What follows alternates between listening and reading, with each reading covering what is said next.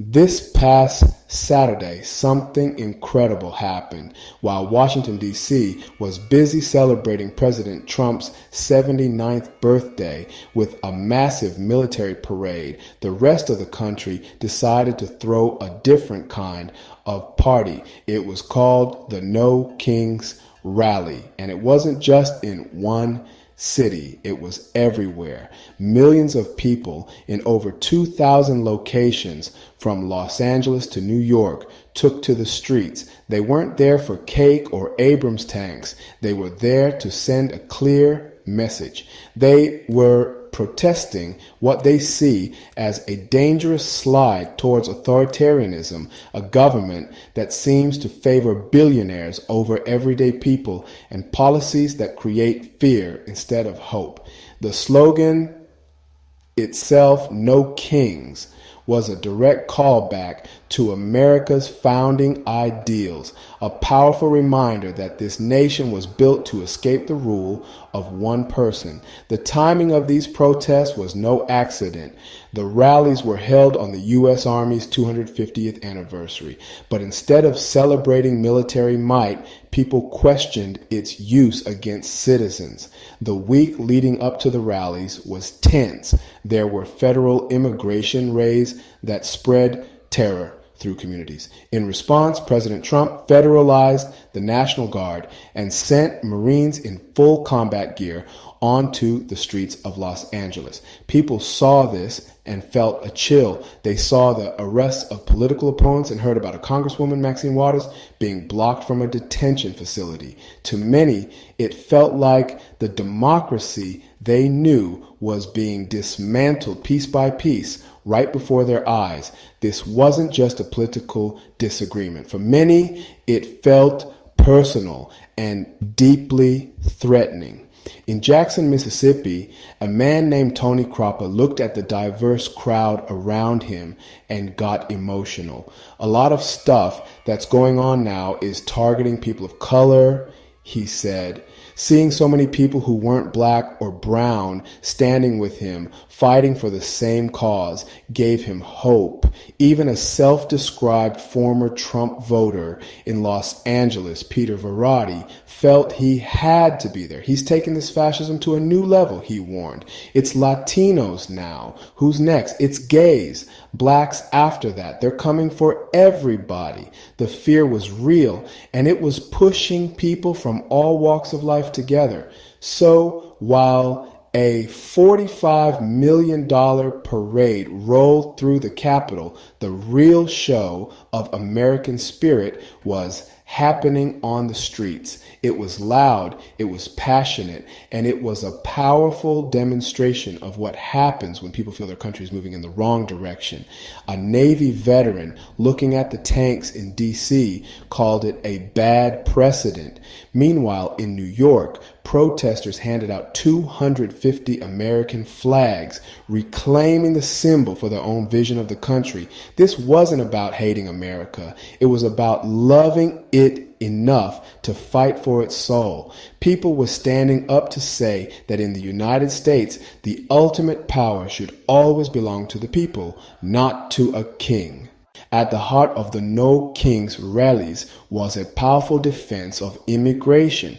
It was a theme woven into nearly every protest, a direct response to policies that have made many people feel unwelcome in their own homes.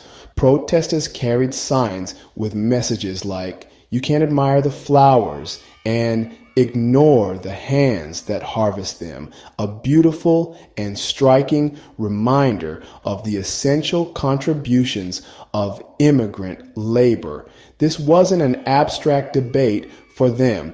It was about their families, their neighbors, and their own identities. The recent arrest of union leader David Huerta and rumors of expanding the travel ban to 36 more countries fueled a sense of urgency.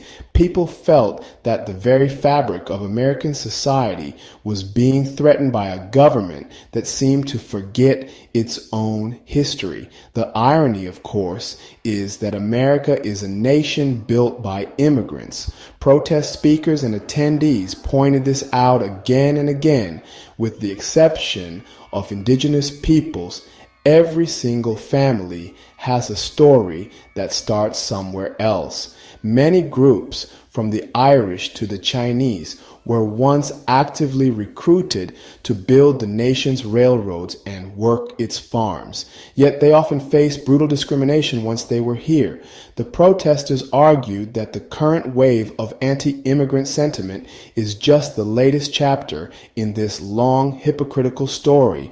As one protester in Philadelphia, dressed as Elvis, put it simply, without immigrants, we wouldn't all be sitting here today. He was right. From our music to our food to our scientific achievements, immigrant contributions are everywhere. One of the most powerful ways to create division is through language. The term alien is a perfect example. It's a cold, clinical word that strips people of their humanity. It turns a mother, a father, or a child into something foreign and threatening.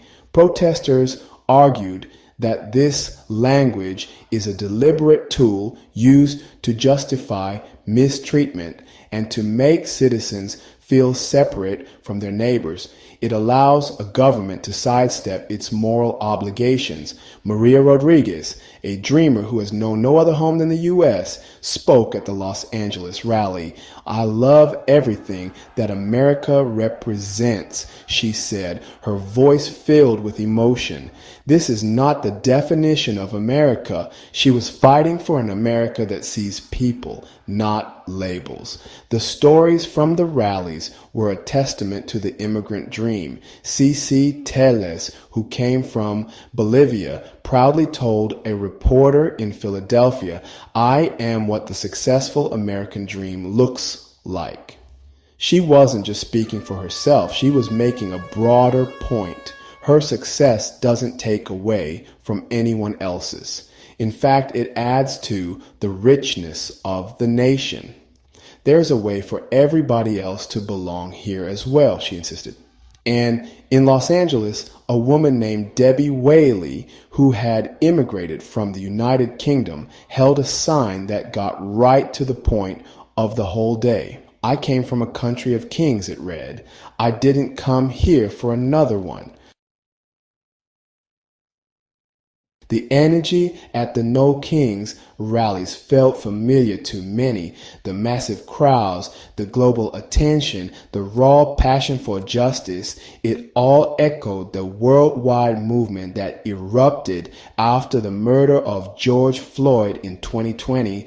Journalists and activists quickly drew parallels between the two events. Both were sparked by acts of state violence and a feeling that those in power were abusing their authority. The George Floyd protests were a cry against systemic racism and police brutality. The No Kings rallies expanded on that, connecting the fight for racial justice with the struggle for immigrant rights and the defense of democracy itself.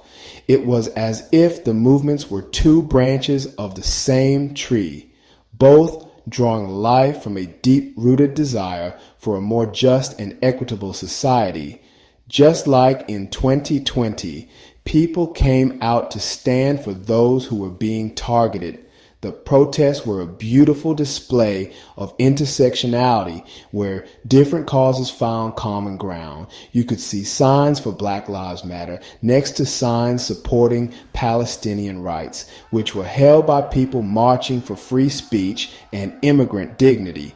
This unity was a powerful rebuke to the idea that these are separate issues. The protesters understood that an injustice to one group is a threat to all. They saw the federalization of the National Guard to conduct immigration raids as part of the same system that allows police violence against black communities to go unchecked. It was all connected. Do not get distracted. We need to continue together globally is what has shaken the status quo. The history of America's military, celebrated with such fanfare in D.C., also played a complicated role. Protesters pointed out the sanitized version of patriotism that the parade represented. They reminded the nation of the long history of minority service members who fought bravely for a country that often denied them their basic rights. Think of the Buffalo Soldiers, the all-black regiments who served on the American frontier, or the black soldiers in both world wars who faced segregation, and 369th Infantry Regiment, better known as the Harlem Hellfighters. They were a segregated unit of the U.S. Army during World War I racism, even as they risked their lives for freedom overseas. The military parade with its gleaming tanks ignored this complex and often painful history. For the protesters, true patriotism meant acknowledging these truths, not hiding them behind a show of force. This connection between past and present was a core theme of the day. The fight against racial injustice is not new. It has been a constant struggle throughout American history. The No Kings rallies showed that this generation has not forgotten the lessons of the past. They see the deployment of Marines in combat gear on American streets and the labeling of immigrants as aliens as modern-day versions of old tactics designed to divide and control. By linking their struggle to the legacy of the civil rights movement and the global awakening after George Floyd's death, they placed themselves in a long and proud tradition of fighting for a better America, one that lives up to its highest ideals for everyone, not just a select few. One of the most disturbing trends highlighted by the No Kings rallies is how easily fear can be weaponized to divide people. When a government or media outlet repeatedly focuses on one group, whether it's immigrants, people of color, or political opponents, it creates an us versus them mentality. This is an old and dangerous playbook. It works by making one group of citizens afraid of another, distracting them from the real issues that affect everyone, like economic inequality or the erosion of democratic norms.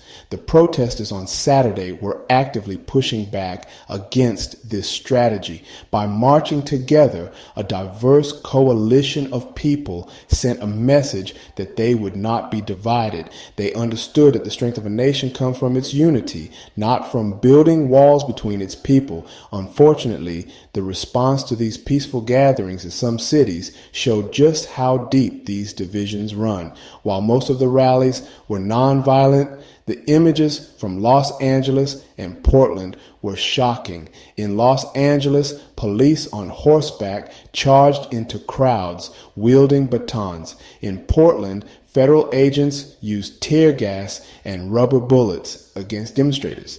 These actions seemed designed to escalate tensions and paint the protesters as violent agitators rather than engaged citizens.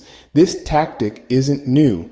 By focusing on isolated clashes, the narrative can be twisted to ignore the peaceful message of the millions who marched. It's a way to change the subject from the reasons for the protest to the protest itself. To move forward, we have to start with honesty. We need to be honest about our history, all of it. We must acknowledge that the United States has always been a place of contradictions. It's a nation founded on the ideal of freedom that was built using the labor of enslaved people. It's a nation of immigrants that has repeatedly given in to waves of anti-immigrant hysteria. Ignoring these difficult truths doesn't make them go away. It only allows the same mistakes to be repeated. The protesters weren't trying to tear America down. They were trying to hold up a mirror and ask the country to be honest with itself so it can finally heal and become the nation it has always promised to be. The path forward requires courage, empathy, and a commitment to unity.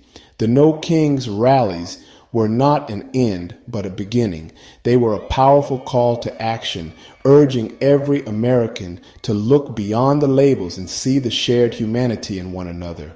The future of the country depends on our ability to reject the politics of fear and division. It depends on us working together for a society where justice is not just a word, but a reality for every single person. The fight is far from over, but as the millions on Saturday showed, the people are ready. They are ready to do the hard work of building a more perfect union together.